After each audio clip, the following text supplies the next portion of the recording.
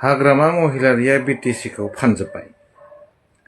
मानोना बिथाङा दिनैनि समाव ट्राइबेलफोरनि मानसि नङा, गुबुनारिफोरनिसो मानसि। बयखौबो आंनि मोनसे गोदान भिडिअ फिन खेब बरायहरनाय थाबाय लोगोफोर बे समावहाय जेन जानो हागौ नोंथांमोना बै आंनि टाइटेलजों लोगोसे थाम्बनेल बेजोंनो इन्ट्र होनाय ससे भिडिअखौ नायनानै अलरेडि मोनदांनो हाखाबाय जानो हागौ आं दायो नोंथांमोननि सेराव मा कन्टेन्टखौ लाबोदों बा मा भिडिअखौहाय लाबोदों आरोना लोगोफोर।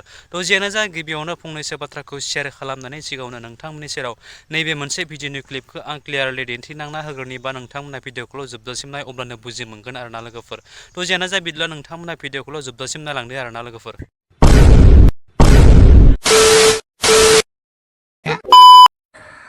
हाग्रामा महिलारिया BTC खौ फानजुबाय।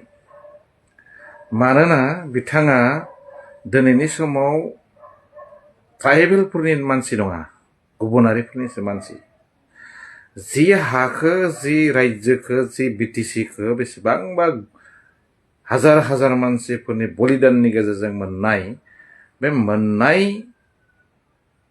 जोंनि अधिकारखो बिथाङा दिनै फाननो लाबाय। आरो बोरै फाननो लादों? जे दिनैनि समाव 6 शेड्युल बायदि मोनसे एरियायाव हा हुखौ रैखाथि खालामनांगौनि थाखाय जिबायदि खामानि मावनांगौ बेखौ मावालासे बिथाङा हा हुखौ नायनो थाखाय, हा हुनि मोजां गाज्रिखौ नायनो थाखाय गुबुन गुबुन जाति जनगोष्ठीनो सोरनोबा लेन्ड एडभाइजारनि चेयारमेन, सोरनोबा मेम्बार होनानै दिनै बिथांमोननो हा हु मोनफुंनो हानायनि लामाखौ रोखा खालामना होदों। दा आयेनगत भाबै बिथांमोना बेखौ खालामनाय नङा। बिथांमोना हा हुखौ बक्र नियमजों गुबुन खान्थिनि गेजेरजों गावसोरनियाव लांनायनि बेबस्थाखौ मोननो हानाय जासिगोन। दा थांनाय सरकारा बेखौ मोनसे आयेनगत भाबै होनायनि बेबस्था खालामदोंमोन, खिन्थु बिथांमोना दिनै हा हु होनो नागिरदोंब्लाबो जेराव चेयारमेनफ्रा गुबुनारि जायोबा, माने गुबुन मानसिफोरा मेम्बार जायोबा, अब्लानिया बेवहाय जि नियम नितिनि गेजेरजों, जि आयेनफोरनि गेजेरजों हा हुखौ होनांगौमोन, बे आयेनखौ बादनानै बिथांमोना होसिगोन। अब्ला नोंथांमोननि बै बेसेबांबा गोबाव सम बर' हारिखौ दैदेननो थाखाय, बर'नि थाखाय आन्दलन खालामबोनानै जि 6 शेड्युल मोननाय मोनसे जारखुंथाय, जि मोनसे खुंथाय, बेखौ जोङो बावैसोनि गेजेरावनो जोंनि आखाइनिफ्राय हगारना लानाय बायदि जासिगोन। हा हुनि अधिकारनि थाखायनोथ' जों आन्दलन खालामदोंमोन।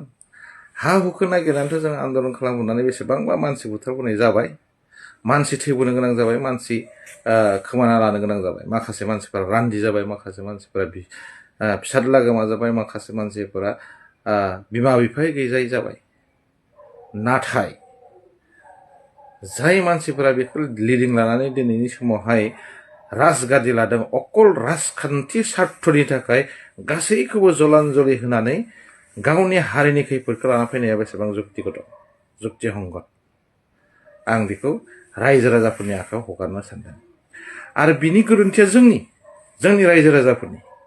जोङो बेफोरबायदि बाथ्राखौ साना हसियानो जोङो आन्धा मेगनजों जाय मानसियानोखि अकल गावनि स्वार्थनि थाखाय खामानि मावो, बर' हारिनि थाखाय खामानि मावालासिनो थांग्रा, बे मानसिनि आखायाव जोंनि सासननि गादिखौ हगारना होनायनि दायनिगिरिया हाग्रामा महिलारि नङा, जों रायजो राजा हिसाबैसो लानांसिगोन।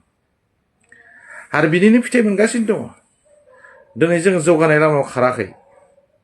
ओंखायनो रायजोफोर, जोङो हुसियार जानो सम जाबाय।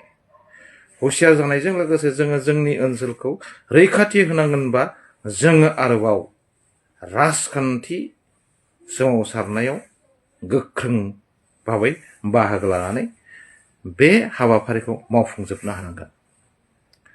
अब्लानियासो जोङो जोंनि ओनसोलखौ, जोंनि 6 शेड्युलखौ बासायनानै लाखिनो हागोन। कार्बि आंलंआ बोरैबादि जादों, बेबायदिनो जोंनियावबो जानो थांगासिनो दङ। बेखौ बासायनायनि दायित्वआ दानि जि जेनेरेसन, बे जेनेरेसनानो बासायनानै लाखिनो हानांगोन। नङाबा फैबाय थानाय जेनेरेसना जोंखौ दुसिगोन। आं बेखिनिखौनो रायजो राजा नोंथांमोननिसिम, बर' रायजो राजा, बर'खौ मोजां मोनग्रा साफ्रोमबो, बेयो BPFनियानो होन, सोरबा BJPआव थानायानो होन, बयखौबो खावलायदों, जोङो हुसियार जानो सम जाबाय। गोजोन्थों। बेनोमोन लोगोफोर भिडिअआ थारैनो नोंथांमोना जोबजासिम जुदि नायदोंब्ला मोनथिखाबाय बिथां साराहाय नोंथांमोननि सेरावहाय मा बाथ्राखौ लानानै दिनै गुवारै खेंफोरथि होलांखो नङा होमब्ला लोगोफोर थ' बेनि गेजेरावनो ओरैबायदि जोंनि बर' माहारिफोरनि गेजेरावहाय गोबां माने गावजों गावसो खेंफोरथिखौ होलायनाय बा गावजों गावसो बाथ्रा दान्थे बिदान्थे खालामलायनायखौ जोंनि बर'फोरनि गेजेरावहाय गोबांखौनो जों नुनो मोनसै आरोना लोगोफोर थ' जियानो जा लोगोफोर आथिखालनि जुगावहाय जों बेफोरबायदि गावजों गावनो दान्थे बिदान्थे खालामालासिनो माने जोंनि फैबाय थानाय समफोरावहाय जों माबायदि मावथांखि बिदाखौ लानांगौ नोंथांमोना गोबाङानो आंनिख्रुइबो बांसिन मोनथिखायो आंनिख्रुइबो बांसिन गुनि गियानि गोनां लेखा गोरों मानसिफोर दंखायो नङाब्ला लोगोफोर थ' जियानो जा जायफोरनि गेजेरावहाय जाबायदि बाथ्राखौहाय शेयार खालामनांगौमोन जाबायदि भिडिअखौ आङो शेयार खालामनांगौमोन नोंथांमोना मोनथिखाबाय जानो हागौ नायनानै नङाब्ला बेनि गेजेराव आं जोबथारनायाव नोंथांमोननि सेराव मोनसेल' बाथ्राखौहाय रिकुवेस्ट खालामो बे मोनसे भिडिअखौ आं नोंथांमोननि सेराव लाबोनायाव आंनि माबाफोर गेना गोरोन्थि जादोंब्ला आं गिबियावनो नोंथांमोननि सेरावहाय बयनियावबो निमाहा बिनाय थाबाय जेन लोगोसे बे भिडिअखौ नोंथांमोना नायनानै जुदि मोजां मोनदोंब्ला आंनि बे चेनेलावहाय गोदानब्ला आंनि चेनेलखौ साबस्क्राइब खालामदो लोगोसे लाइक कमेन्ट एन्ड शेयार खालामदो जोबथारनायाव बै खनायाव थानाय बेल आइकनखौ नोंथांमोना दाबायना होदो आरोना लोगोफोर जाहाथे बेफोरबायदिनो गोदान भिडिअ होयोब्ला गिबि नोंथांमोननियावहाय नटिफिकेसना सहैनाय बायदि आरोना लोगोफोर स' थेंक इउ स' माच नेक्स्ट भिडिअ फिन खेबसे लोगो मोनगोन बाय बाय